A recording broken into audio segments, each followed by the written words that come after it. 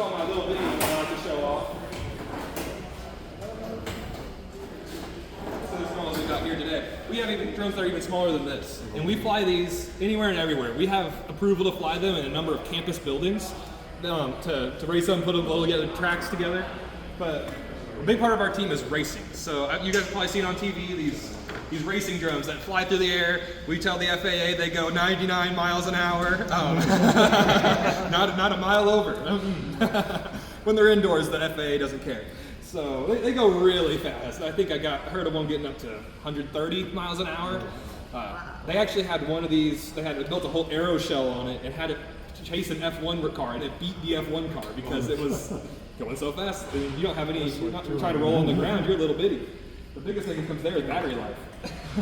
So racing is a big portion, but we have to have a competition to be a design team. We've had a few different competitions through the years. One that we mentioned was Argonia Cup.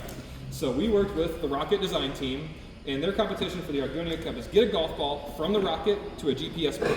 So over at Mizzou, they're real bright, right? So they got they're like, oh, rockets, parachutes, so they got some duct tape, they got their parachute, wrap it up, and I think it ended up maybe a mile or so away from the target. Our team here, they're like, you got drones, right? You can fly, you can go places, wherever you want to go, just land it on there. So they came to us and they're like, build us a drone that fits in a rocket, takes our golf ball, and lands on this GPS point. So we said, all right. So our first design used springs. So this drone folds up and fits inside the tube of a rocket. When it hits apogee, there's a little servo on the bottom, and then it falls out and deploys. But at 10,000 feet, why are we wasting battery power? So we let it tumble for a few thousand feet, and then once it gets down there, we're like, all right, correct yourself. Completely autonomously. We just hit start. And once it initializes that command, it shakes for a long time until it can figure out which way's up, and once it gets there, it flies to that GPS point, and we won second place. The other team saw our idea the year before, I think, but I don't know. But then the next year, that whole shaking process is pretty violent because those springs are not very happy. We built Bone Drone. Bone Drone sits inside the rocket tube like this. It has those propellers that fold up, and once it falls like that. But the motors will turn on, hopefully. The year that we were able to use this drone, the rocket didn't hit the apogee that we were expecting, so it didn't deploy. It fell just like that. These are the same propellers that were on it that day. We actually went to it and we're like, it looks fine to me. Hit the button to turn it on and it flew right up. 5,000 foot fall, and what of it? They didn't care. So that's a really fun engineering feat that we had there.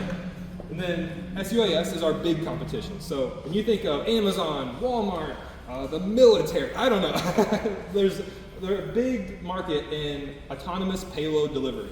Whether that's a rotisserie chicken like the people down in Arkansas who we met with Walmart, they have their own drone delivery company, or it's out placing down like these beacons to look for trash inside of a forest. You can mark these beacons and be like, hey, there's something we need to investigate here. I spotted something weird.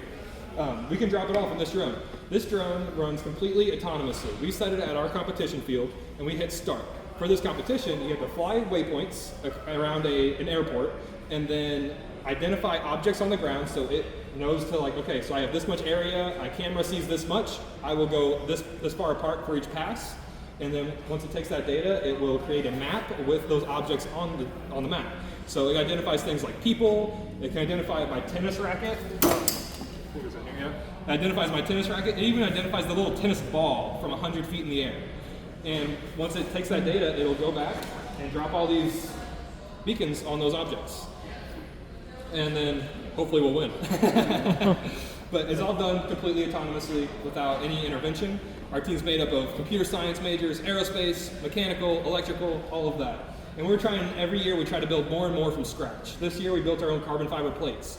These are solid carbon fiber. We've been told that maybe we should put foam in the middle to make them a little bit lighter, but they are so strong. We took one and the drone, I probably had a little over 300 pounds of force pushing up into it, and it just flipped over. I mean, it didn't snap, nothing like that. None of those torsional forces hit it too hard. But We have a flight time, we make our own battery cells, so a flight time of about an hour and a half to 2 hours at just a hover. So draining the batteries can be a bit annoying sometimes whenever we don't fully discharge them in flight. So I'll end up flying it around. I can get up to like 70 miles an hour. Flying something this big at 70 miles an hour is a little spooky, but it can do it, and it does it very well. It actually gets a little funky when it goes slow. It's like wobbly, but when it gets fast, it has that inertia built up. You guys have any questions about our team? Carly?